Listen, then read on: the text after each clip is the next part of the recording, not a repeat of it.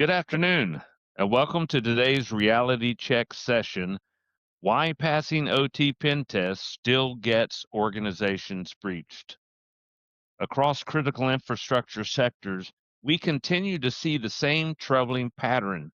Organizations invest in testing, receive clean reports, document accepted risk, and secure executive sign off, only to experience operationally disruptive incidents days, weeks, or months later. The issue isn't negligence. It's a fundamental mismatch between what traditional OT penetration testing is designed to validate and how modern industrial attacks actually unfold. Today, we're going to challenge that model. I'm your host, Gary Mullen, and joining me today are Terry McCorkle, CEO and founder of PhishCloud, and Chris Weule, Director of Operational Technology, Cyber Fusion, and Strategy. Terry brings an executive and strategic perspective shaped by years of working with boards and industrial leaders navigating IT and OT risk. Chris brings deep hands-on adversarial experience, modeling how sophisticated attackers move through trusted paths, pivot across IT and OT boundaries, and remain undetected until impact occurs. Together, they're going to walk us through why exploit validation does not equal resilience, why detection is the real failure point in most OT incidents, and how organizations can shift from report-driven security to operationally validated readiness. Our goal today is simple: moving beyond passing tests and toward proving that your organization can actually see, stop, and contain real attacks before operations are impacted. So let's get started. Gentlemen, the stage is yours. Good afternoon, everyone, and welcome to today's webinar. I'm Chris Weule, and I'll be joined by my colleague, Terry McCorkle, as we walk through this critical topic today. Thanks, Chris, and thank you to everybody for joining us. Today, we're going to challenge some conventional thinking around OT security, and I look forward to this being an interesting conversation. Absolutely. Before we dive in, just a quick housekeeping note. We've got about 30 minutes together today. We'll cover the material for about 26 minutes or so. Then we'll save 3 or 4 minutes at the end for your questions. So please feel free to drop in questions as we go through the chat, and we'll address them at the end. All right. So let me set the stage here with what we're calling the dangerous assumption. Organizations across critical infrastructure sectors are facing a really troubling paradox. They invest in security testing. They receive clean pen testing reports. They implement the recommended fixes, and yet they still experience devastating breaches that impact all operations. What we're going to examine today is the fundamental gap between traditional pen test approaches and the realities of operational technology security. Our goal is to challenge conventional thinking about OT security validation, because understanding this gap is truly the first step toward building resilient OT security programs that can withstand real-world attacks. Thanks, Chris. And here's where it gets uncomfortable. We keep hearing these stories from organizations that say we've passed our pen test, usually done for some kind of compliance, and yet they still get a breach, and the breach can be quite expensive. So across post incidents and doing analysis across multiple industry sectors, we see that organizations with OT are experiencing a significant increase in the attacks, and specifically the attacks that happen after they've already done pen testing. They've done what they were supposed to do. So these organizations weren't negligent. They maintained and documented their vulnerabilities. They obtained executive leadership buy-off. But really, what is it that is causing these residual risks? So let me break down what we're actually seeing in these organizations that they had passed recent pen tests conducted within 6 to 12 months. They documented the vulnerabilities and knew about the risk. Executives signed off. And the critical insight really that we're seeing is passing a pen test does not equal resilience. The pattern we're seeing isn't that they're negligent. It's a fundamental model problem on how they're approaching OT security validation. And that's what we're going to be digging into today.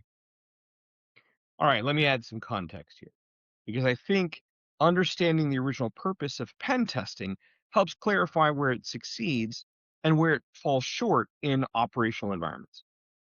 Pen tests excel at three things. First, technical control assessment, validating whether security controls function as designed. Second, exploit validation, proving that specific vulnerabilities are actually exploitable within an environment, not just theoretical. And third, compliance evidence, supporting audit requirements and regulatory frameworks. These are valuable functions, don't get me wrong. But here's what pen tests don't cover, and this is critical. They don't model sophisticated attacker behavior patterns. They don't test detection capabilities and response procedures. They don't validate IT to OT pivot paths and trust relationships. They don't simulate the attack sequences that take place over time. They only, no, they don't evaluate the organizational response under pressure. And here's the thing, these gaps represent the exact areas where real attacks succeed. So, as Chris just outlined, what a pen test do and don't do, uh, let me talk about the hidden assumptions that are really there and baked into a traditional OT pen test. The assumption is if it's exploitable, it's dangerous. And in a traditional pen test where they're focused on an application or something like that, this makes sense. But in an IT, in an OT environment, identifying and validating those exploitable vulnerabilities doesn't necessarily show what that path will be. So this assumption misses critical dimensions of how the attacks actually unfold in an industrial environment. So let me give you a few areas where it's actually missing. First, from an attack sequence, the real breach follows a multi-staged progressional attack. And it looks at not just the primary system, but secondary systems and system dependencies. You need to understand which systems you should trust and which systems trust each other, but also understand how those failures will cascade through those interconnected operations. Third area is those trust relationships that we just touched on. And that is, these are the connections between IT and OT that an attacker will use that it enables legitimate access as well. So when we're looking at attacker paths in an OT environment, we look at those trust relationships. And the fourth area is human behavior and how engineers and administrators actually use the system under normal or stressed conditions. And the bottom line is attackers don't exploit vulnerabilities; they exploit those trust paths as attackers do. Sorry, there we go. So let me show you what a typical attack path or attack chain actually looks like. From an initial compromise, understanding how it initially happens and then understanding how these breach origins really reveals why traditional pen testing misses the mark. But real attacks rarely begin where a pen test focuses. So let's go through kind of the 5 steps in a typical attack chain. Uh, Step one is that initial compromise. This is usually a phishing or credential theft, something that may have been found on the internet, um, but they use OSINT and other areas to understand your organization and target the right people who have OT access or who have IT access that can easily lead to OT access. The second step is that trust exploitation. They're going to use that the attacker is going to use those legitimate credentials to access things through VPNs, or perhaps they gain access to an engineering workstation. That's how we always did it: is you get access to an engineering workstation, which gives you jump hosts and a lot of information. And then from there, the lateral movement uses standard protocols that that administrator or that workstation user actually uses. And so the tools actually look and appear completely normal. Step 4 is actually accessing those OT environments. Once they've reached those operational systems, it's about understanding and the actual operations, how they rely on each other, and not just the exploits of an exotic OT vulnerability. Step 5 is impact execution. So if a real attacker's there, they're not going to necessarily look for uh, just exploiting one vulnerability. They'll look for a system that gives them the biggest effect. And so they basically are only after the trust and look to abuse that to cause the disruption. Now, here is the critical gap. And what I want to emphasize on this: most of the attack chains never appear in a standard pen test report. The focus on OT specific vulnerability completely misses the IT OT pathways where breaches actually succeed. Okay, so Terry's laying out the problem pretty clearly. Now let me talk about a different approach: red team assessments, and why it's fundamentally different from pen testing in the OT context. First, let's be clear: red team does not equal pen test. Red team assessments represent a fundamentally different approach to security validation. Rather than proving that vulnerabilities are exploitable, red teaming simulates adversary behavior to reveal how your organization would actually respond to a sophisticated attack. This methodology provides insights that traditional pen testing simply cannot deliver. It focuses on the operational dimensions of security rather than the purely technical control validation. Let me break down what red teaming assessments give you. First, they give you attack path discovery. They reveal realistic routes through your environment, including those critical IT to OT pivots that Terry was just talking about. Second, attacker behavior simulation. Red team assessments model how real adversaries think, move, and adapt, not just which exploits work, but where within your environment they could live off the land. Third, you get detection validation. A red team assessment tests whether your organization can actually see attacks happening across the IT environment and the OT environment, and directly between those pivot points in the OT to IT side. Do you have east-west detection? Are you actually looking at IT or OT segments so that you can see if something abnormal is happening? And then fourth, response assessment. A red team assessment evaluates escalation procedures and cross-team coordination under realistic pressure. Does a team inside of your environment elevate things when they discover something? So why do pen tests actually miss this chain that we are just talking about? It's not about poor execution. It's about the structural limitations and inherent to the methodology itself. The security operations centers are often very reactive. The constraints that make pen testing safe and practical are the same constraints that prevent it from providing that realistic attack and showing how it unfolds. So let me walk through some of these limitations. First, they're asset focused. Typically, if you're doing a test, you're looking at an individual system, individual asset, rather than how the trust flows around that asset, and a lot of the operational constraints that are there. So pen testers must they need to test and avoid disruption in production, which could potentially create safety risks. So the testing is often scoped differently.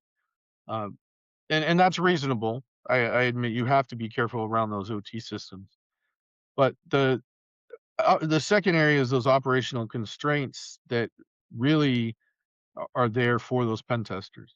Third is the fragile system and protecting it. They can't exploit a legacy OT system that might fail in the testing.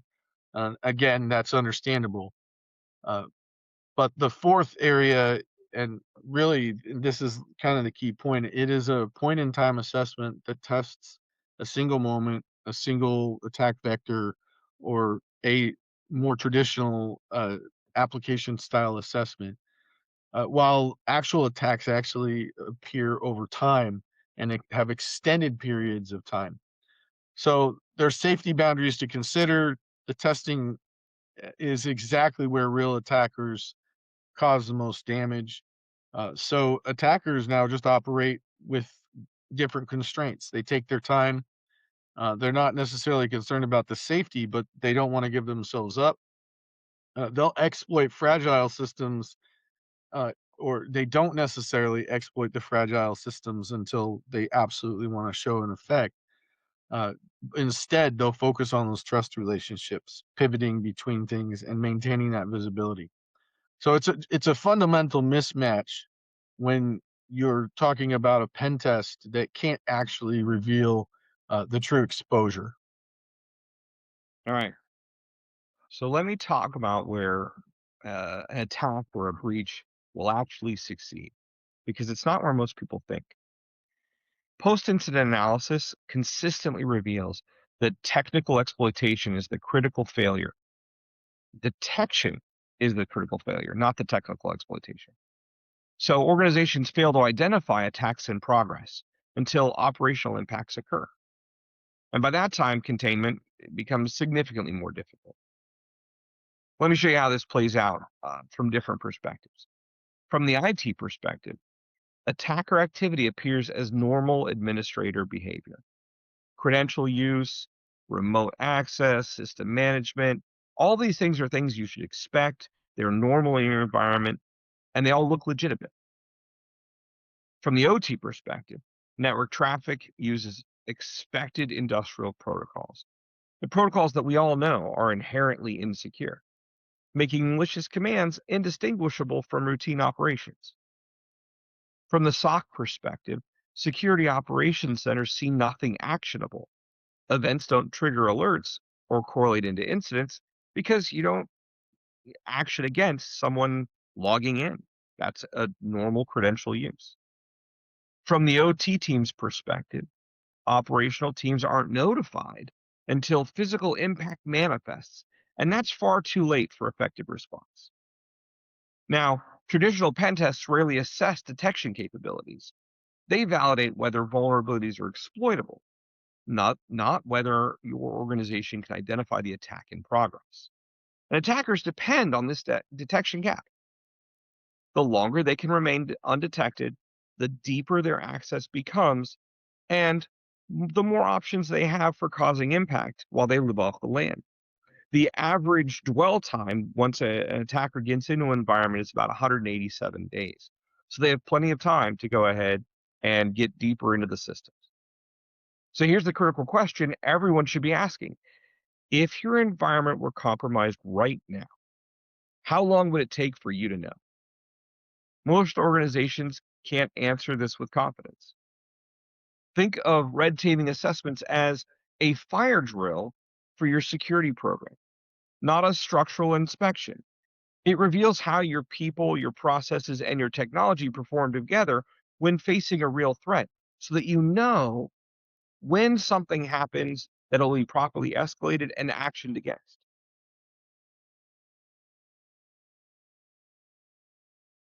Now, here's a mistake we see all the time, and it's a big one. Most organizations test before they're ready.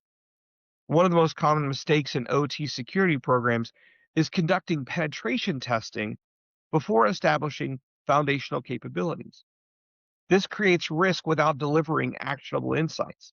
It turns a security assessment into paper theater rather than a genuine risk reduction. Let me give you 3 examples of what not ready looks like. First, if the organization has no IT to OT visibility, you cannot see the traffic flows between an enterprise and the operational networks. You're not ready. Second, no identity correlation. You cannot connect a user account to an OT system access and its activities. Generally speaking, we see lots of OT systems where we have a single HMI and a single login, and everyone shares the same login. Third, no incident response capability. You cannot respond to security events without halting production operations. And if you can't respond to the event, then you're not really ready to go ahead and start testing. What's the point of having a test that you can't respond to? If you lack these capabilities, what happens when you do a pen test? Well, pen testing actually increases the risk by exposing systems without the ability to monitor for follow-up activity. Your findings can't be acted on because you lack the infrastructure to implement or validate fixes. Your security kind of becomes theater. You're checking compliance boxes while actual exposure remains unchanged. You accept the risk, you put it into the risk register, and now you have a record of all of those vulnerabilities within your system in a single location, but you're not actually doing anything about it. Bottom line, pen testing without readiness wastes resources and creates false sense of confidence. You need to build the foundational capabilities first, then validate them through some level of progressive testing. So then what's the right way to do this if we're going to approach that? Let me walk through some of the correct sequences to build, validate, and test. Effectively, OT security programs follow a deliberate progression that builds those capabilities before testing them. The sequence prevents operational disruption while establishing a genuine resilience against sophisticated attacks. Uh, Here's how it works. Phase one, you build out the foundations, establish visibility into the IT OT traffic, the east west traffic Chris was referring to, implementing architecture segmentation, which is still a required step in these environments, and oftentimes where organizations fail.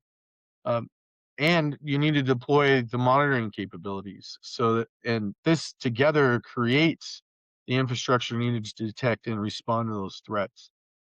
Phase two is to validate detection, and that's where conducting an OT red team assessment is really helpful. It helps you test whether the organization can identify and respond realistically to those attack scenarios. And this reveals the gap not just in the people and processes and technology, but goes beyond that.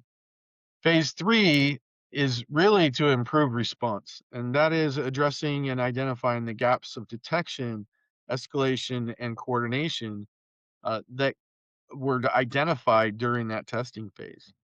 From there, you can develop the correct run books and build those common scenarios and cross train the IT and the OT teams specifically around how they're going to interact together. And then you can move on to that targeted testing. Because only after you have these foundational areas, the foundational ability to detect, and you can actually start identifying the areas you need to do deeper testing and identify where you need to do those more surgical tests and work on some of the bigger systems or scenarios you might run into. Because at that stage, then you're able to contextualize and remediate.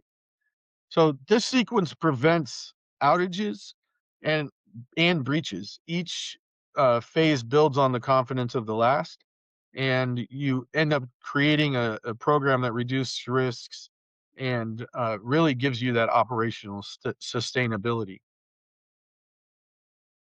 Now, For organizations that haven't quite met those fundamentals yet, that aren't ready for a full red team assessment, let me introduce what we call an IT/OT cyber reality check.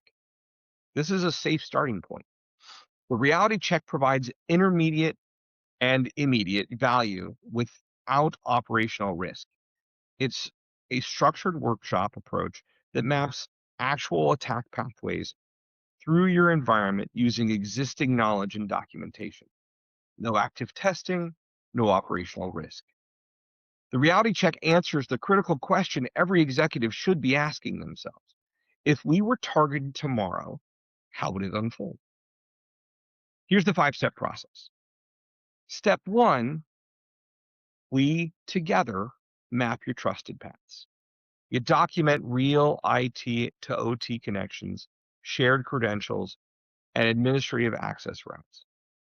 Step 2, identify feasible routes. Together, we determine which pathways attackers could realistically exploit without advanced capabilities. Step 3, no exploitation required. This is key. You gather insight through analysis and interviews. No active testing, no operational risk. Step 4, we align with the stakeholders. You bring IT security, OT engineering, and leadership together with a shared understanding of what the reality really is. Step 5, we prioritize improvements. Identify the high impact security improvements based on actual attacker feasible scenarios, the things that need to be prioritized first, and then would give you the biggest bang for your buck. The reality check creates an alignment before investment, and teams consistently report that this exercise reveals critical gaps they'd operated with for years without realizing the implication. All right, let's bring this together. And this is what we're calling the uncomfortable truth. Passing an OT pen test doesn't mean that you're safe. It means that you passed a test designed for a different question. One of the focus on technical exploitability rather than operational resilience against sophisticated adversaries. The security industry has spent decades refining pen testing and the different methodologies that work in an IT environment. And the really though the risk of disruption in those spaces is pretty low, and the systems are designed and tested for those capabilities. Uh, Now, in the OT environment, in the industrial environment, we've also spent decades refining the approach. And in the OT environment, you have to use a slightly different approach to get the same level of experience or testing that you do in an IT environment. The security industry has really come a long ways, but we're continuing to apply these new approaches and, you know, or even applying the same approaches to an old problem and getting the same results over and over again. Whereas a shift into red teaming can really change that. So the question we really want to ask is, can we see and stop and contain a real attack before it causes impact? This question shifts focus from theoretical vulnerabilities to practical capability and acknowledges that the perfect prevention is impossible, especially in complex industrial environments with decades old equipment that has an IT network that supports it as well.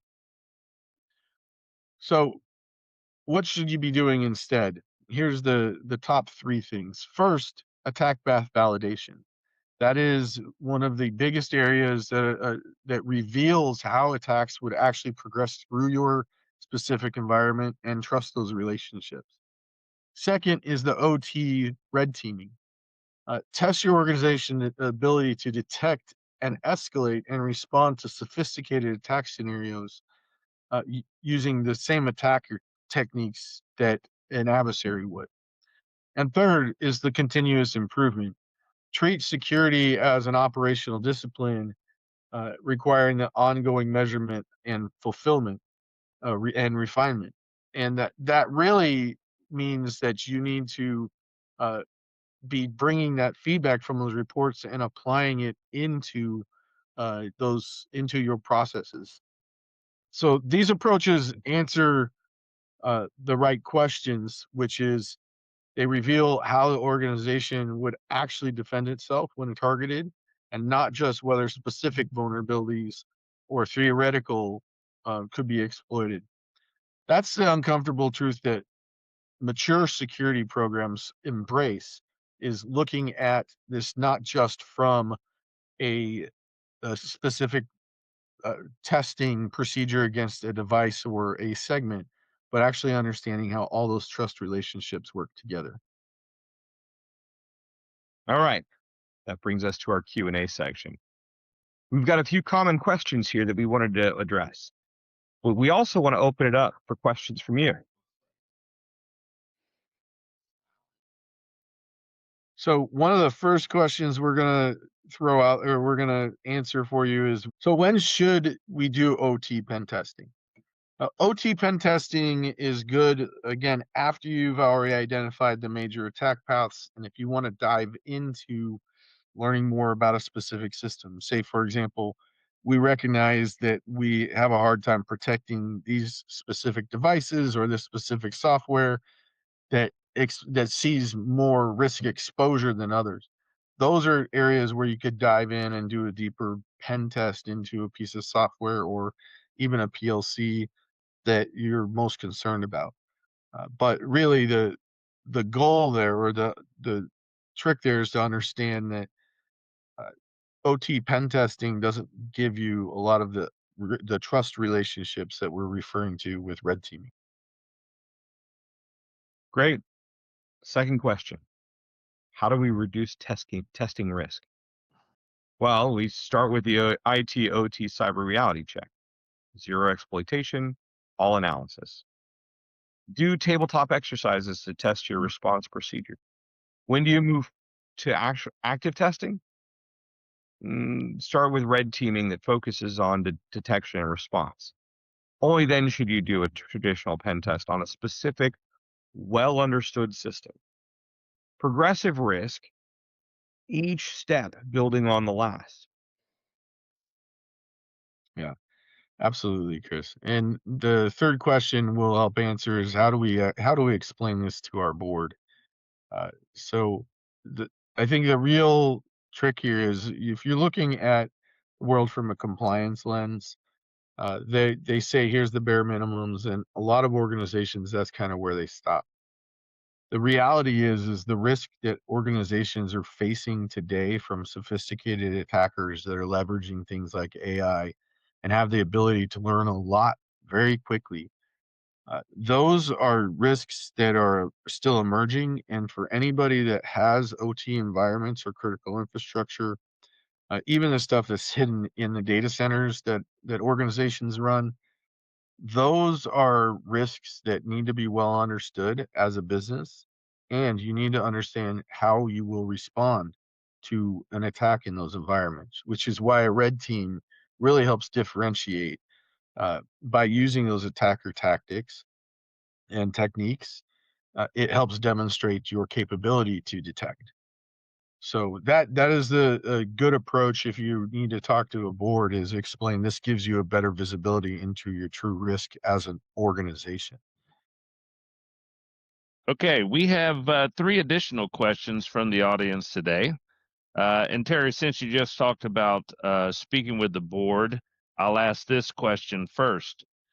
How should boards and executives rethink acceptable risk when most real OT breaches exploit trespass rather than unpatched vulnerabilities? I think a good way to approach this is really understanding that security is one of the many outcomes that organizations should be pushing for. Uh, Understanding that visibility, understanding the data that's on those systems and how it can be leveraged as an organization for outcomes is critical going into the future and understanding how that data is used. An attacker can demonstrate, or a pen test can demonstrate the effects on the system, which most boards aren't necessarily going to understand or care a lot about.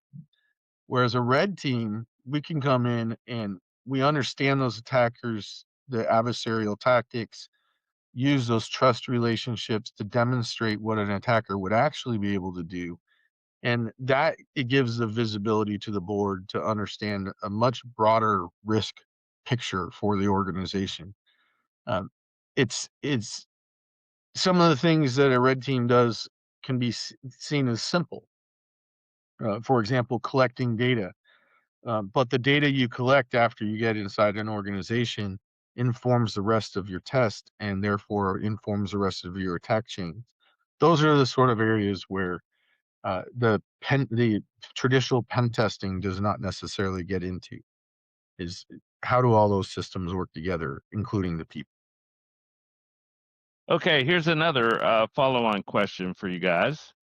If penetration testing validates controls, but red teaming validates resilience, are most OT programs measuring the wrong outcome? So I would say that they're not actually measuring the wrong outcome. I would say that they're measuring an outcome that has a requirement. So um, we turn around and we say that as part of the requirements involved with having a system, I have to have it pen tested every 6 months. Right. That's a known thing that certain frameworks require, and they're necessary in order to go ahead and show that you've done the footwork to get you towards the door. It's a bit like follow-on credits. When after you've uh, gotten your degree, but you need to go ahead and stay up to date with what's going on in the real world. Um, the reality is, though, that uh, understanding a vulnerability and how it might affect a single system doesn't tell you whether or not your system as a whole, the production environment, the business, can find an attack when it's taking place. They can discover it as it happens, that they can react to it quickly and stop it from spreading. And that if something were to go down, how quickly could you recover from that? And I think that realistically speaking, when we talk about doing a red team assessment, we're telling the environment, right, how to look at the attack path and become more resilient over time. What is it that you focus on so that when a breach takes place or an attack occurs, you can limit the amount of downtime and the impact on your production to be able to get back on your feet as quickly as possible. And so, are we measuring the wrong things? There's a requirement for one, but I think from a business perspective, we would prefer being more resilient, being able to go ahead and keep keep the damage to a minimum. Okay, we have several additional questions, but we're running out of time here. So let's end with this final question that actually talks about readiness. So the question is this: what foundational capabilities must be in place before an organization is truly ready for penetration or red teaming? And how can leaders objectively assess that readiness? So I think that it's really important first to look at what your objectives are. Um, Most organizations, when they're looking at what the objective of their test or their upcoming pen test, what it is, it's led by a compliance requirement. You need to assess the system. Uh, when you're looking at it from an overall perspective, though, it's important to focus on that risk reduction and not just understanding the vulnerabilities or deep vulnerabilities for one system. Again, the trust relationships are what the attackers are actually exploiting and what they're targeting. Uh, when you have a red team assessment or a pen test done, those foundational things you need to have, or that would test your resilience, is being able to detect what's going on there. Um, a lot of times, organizations, for example, will have a red team assessment that's bundled as part of an asset discovery component of a test, right? So a lot of organizations are still trying to figure out what they have. If they're at a point where they're still trying to figure out what they have, it's a good time to have a red team come in and help highlight, here's your critical systems, right? Whereas if you were to have a pen tester come in and look at what you consider to be a critical system, you may miss the mark. So the foundation is really understanding where you're at as an organization, being honest about where you're at as an organization from a visibility perspective, and really having that goal. For example, we want to have visibility, full visibility into these assets. So red teaming can help early on. Pen testing can still be that required step, but the red teams often can qualify as a pen test for the assessment capabilities for regulatory compliance as well, right? So you can check multiple boxes with a red team assessment versus a pen test, and just get more information and more guidance on where should you implement additional controls. Well, that's going to wrap us for today. Thank you, Terry and Chris, for giving us great insight into how attackers actually move from IT into OT environments. And if you're interested in learning more about how attacks can attack your organization specifically, sign up now for a PhishCloud IT/OT cyber reality check. This is a no-cost 45-minute executive strategy session designed to show you how attackers can reach your OT environment. You'll get real clarity on real attack paths and a new way to think about IT/OT risk. You can use the QR code here to access the sign-up page. We're also making available to participants a booklet that goes into great detail on what the IT/OT cyber reality check can really deliver for you. Thanks for joining us today, and we'll see you next time.